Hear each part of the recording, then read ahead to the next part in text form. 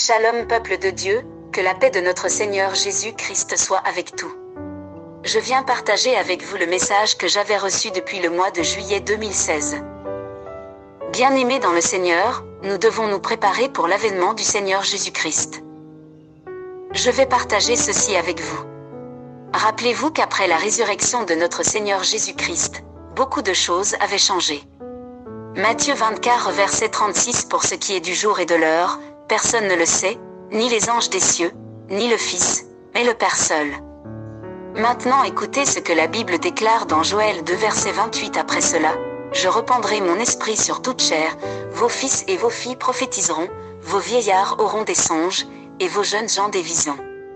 Job 33 verset 14 à 16 Dieu parle cependant, tantôt d'une manière, tantôt d'une autre, et l'on n'y prend point garde. Il parle par des songes, par des visions nocturnes, quand les hommes sont livrés à un profond sommeil, quand ils sont endormis sur leur couche. Alors il leur donne des avertissements et met le sceau à ses instructions. Je vais juste partager une chose que j'avais reçue dans un songe depuis 2016 au mois de juillet. Je pense le Seigneur va interpeller chacun de nous. Dans mon songe, j'avais clairement écouté le nombre 3622. Et après cela, le mot qui était sorti était trompette. Dans mon esprit, je suis en train de voir cela comme un message du temps de la fin. Nous devons tous prier pour cela. C'est comme si un événement va se passer le 3 juin 2022. Selon la vision ou le songe ou encore la révélation que le Seigneur peut nous donner. Lire Joël 2 verset 28. Après cela, je répandrai mon esprit sur toute chair, vos fils et vos filles prophétiseront, vos vieillards auront des songes, et vos jeunes gens des visions. Personne ne connaît ni le jour, ni l'heure de l'avènement de notre Seigneur Jésus-Christ. Selon Matthieu 24 verset 36. Alors nous devons nous préparer à tout moment.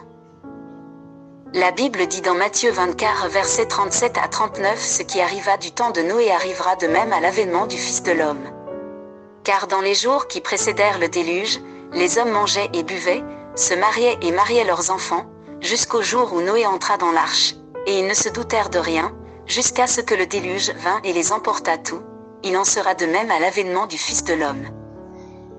Ce que nous devons retenir est dans Marc 1 verset 15 il disait, le temps est accompli, et le royaume de Dieu est proche.